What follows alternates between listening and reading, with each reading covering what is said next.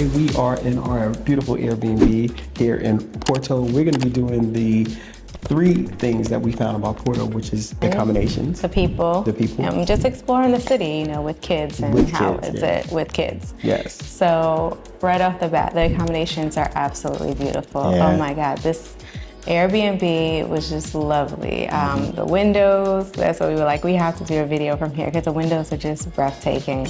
And also I want to just say, you know, as far as just the convenience where it's at, it's a little bit off the beaten path. We didn't realize that when we were looking at the Airbnb. We had found a lot of accommodations by the river, and we were kind of going back and forth. Do we stay by the river? Do we stay a little bit higher up? We were thinking that it was going to be really extremely cold, and the river just would be, it would be even colder to stay by the river. But after last night, we were like, yeah, next time we come out here, we're going to river. definitely stay by the river because it makes more sense and there's more things happening over there. And maybe they're more pricey, you think? Or is it was about the same. When we looked at the prices, they were really about the same. I think it was actually even cheaper by the river than it was for this location. This location is still nice though if you want to stay here because there is like a main strip that's like right behind us. But it's a main strip and it has a bunch of restaurants, a bunch of just little shops. There's a mall over here. So there is still a lot to do over here, but we felt like when we had to explore, we had to take an Uber, which was about a 20-minute ride to get to where everything, where Time Out Market is, where all of the monuments and or the temples, I mean not temples, sorry, think of Thailand, cathedrals and everything are, and you know, to do like the little tours and stuff like that. That's where everything is happening. But if you want a good location, this is great. And they also, one thing I will say about this unit, the washer and dryer does work here.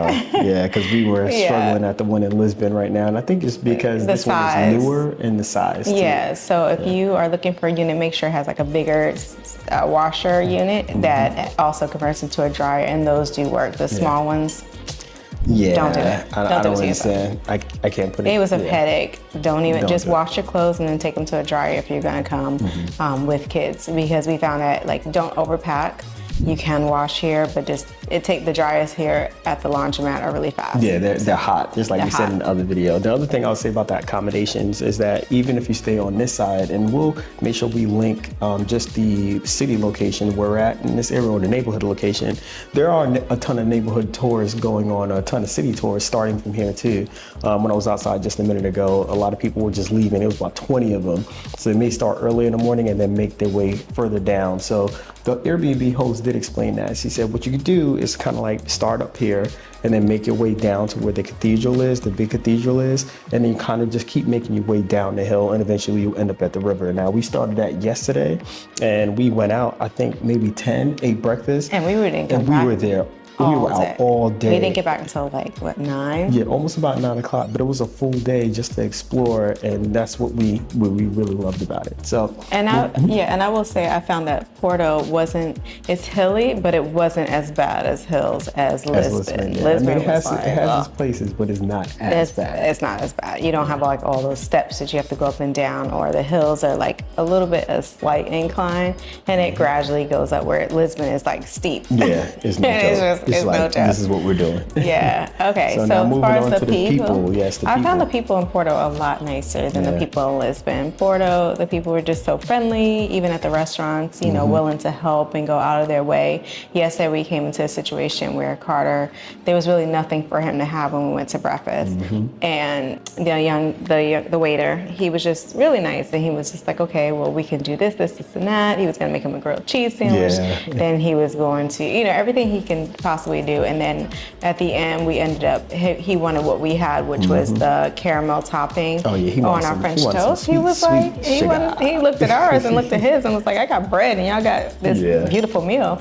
So the waiter brought him the caramel sauce that he can drizzle on his, and he didn't charge us for it. So it was just little things like that, you know, we look for in people. But so I would say the people are much nicer. Even when we went to the tours, we went to one of the churches, and the lady kind of let us peek in and, you know, told us about, you know, what areas the kids might kind of get freaked out about. Yeah. And Carter was absolutely not having it. She was so Both sweet. Carter and Chase. Yeah, they were just like, She was like, I actually don't want to see that. I'm good. You know, because it was just like, you could see Jesus, and, you know, it was kind of like gory, like blood and stuff like that. And they both weren't having it. So we skipped that one, but she was really sweet about it.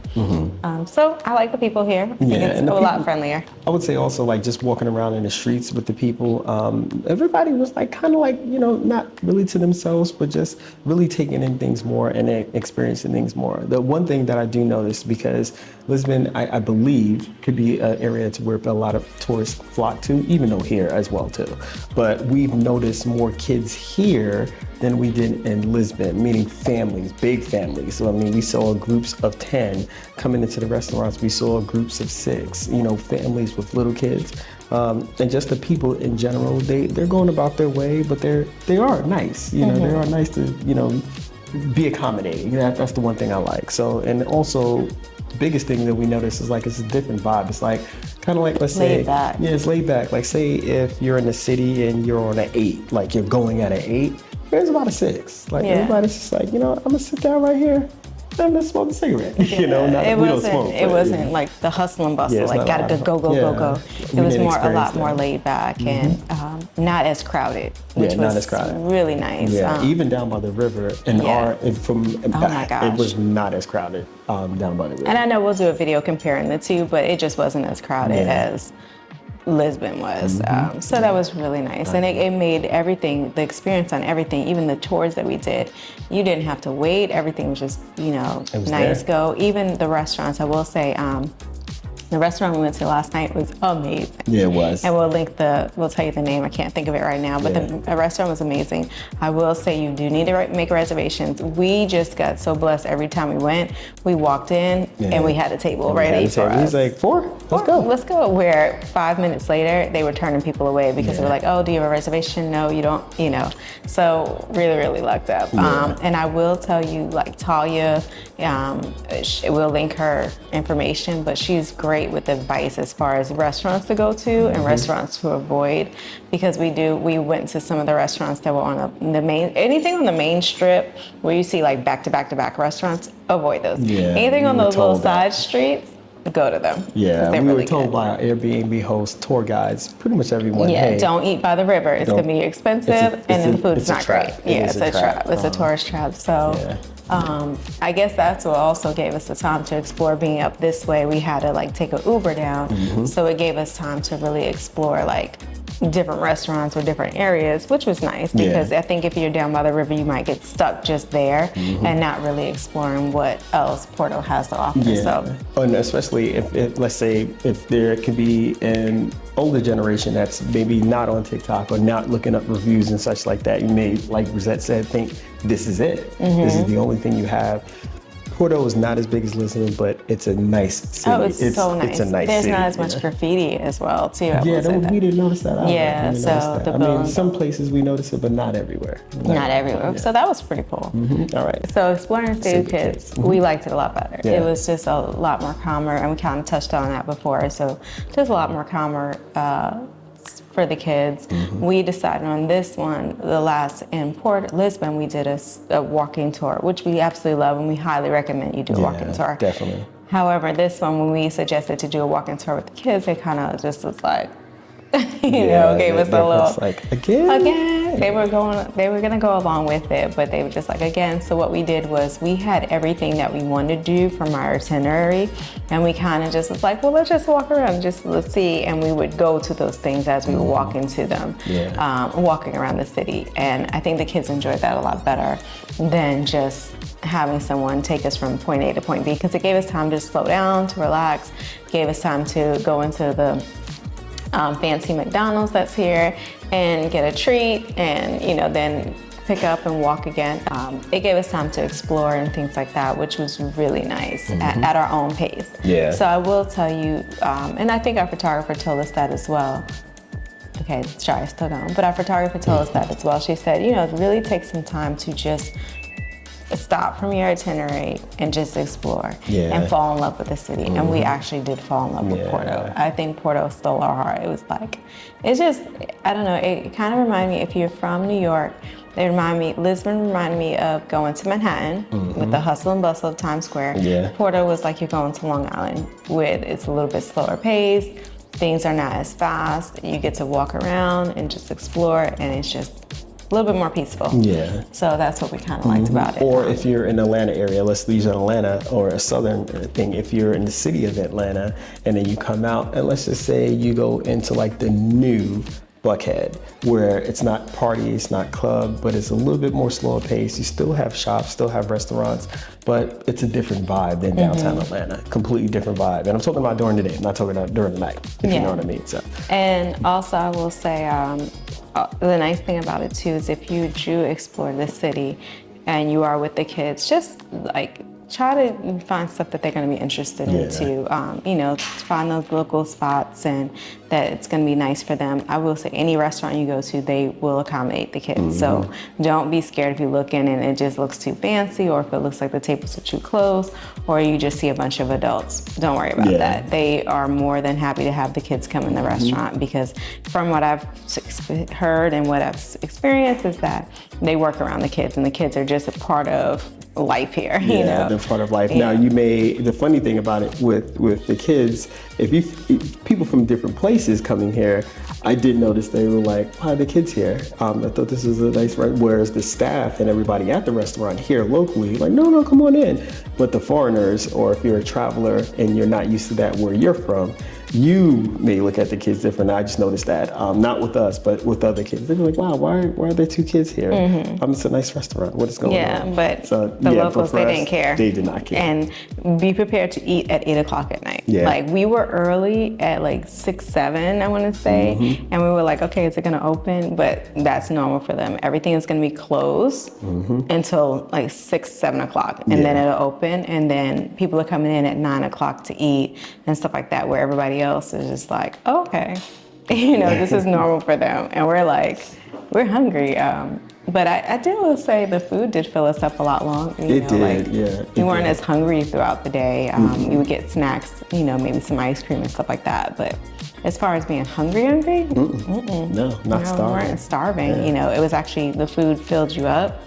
And so maybe that's why the restaurants, you know, they feel like they don't have to open, because the food is good quality. I have no idea, but it's good. It's good. Yeah, it was good. There's some stuff we didn't care for. You know, we liked seasoning. You know, Jason being Caribbean, he's all about the seasoning. So some stuff we did find was that people were like, oh my God, this is amazing. Like the sandwich thing. And we were just like, where's the flavor, you know? Okay, But it's, everybody has their own. Everybody has their own level of taste. And also everyone, don't believe everything you see on TikTok, just don't. Some people will say this is amazing for views and likes. Don't believe everything, but I'm glad we were able to try things. And also I would say this, there's so many variations of like a sandwich. Like when we tried, there was different variations for different restaurants and slightly different tweaks to the recipe. So you may go to one, but you could try it at the other one to see if you like it at the other one versus the first. So so I will say, just give Porto a chance. Yes. I know everybody says Lisbon, but Porto is its own special gem. Yeah. The train ride from Lisbon to Porto was 3 hours. It was very inexpensive. I think for all 4 of us, first class was how much? I think it's like 300 euros. Yeah, 300 euros. So it wasn't bad. Yeah. It wasn't bad. I will say I wish we had more time in Porto. We thought that we were going to be so sad to leave Lisbon, but I really now wish our trip was flip-flop, that the time we have in Lisbon was the time we have in Porto, and the Porto time was the Lisbon time, because I really love it. Yeah. I mean, I know there's a lot more to do in Lisbon, and we're going to explore more when we go back, but Lisbon is beautiful. It's really nice. Beautiful. Lisbon's beautiful. Porto is chef's kiss. Yeah, chef's kiss. Yeah, so. All right, guys, so I appreciate you guys checking in this video. The kids are now up, so we're gonna get dressed out of here and grab something to eat. But make sure you send this to somebody that you know that is traveling to Europe and traveling to Portugal pretty soon. And also like and subscribe and click that notification bell so you're notified when we drop videos just like this, because we got a lot more to talk about. Our drive's full of content that we're getting from this trip. So see you on the next one. Thanks, guys. See you on the next one.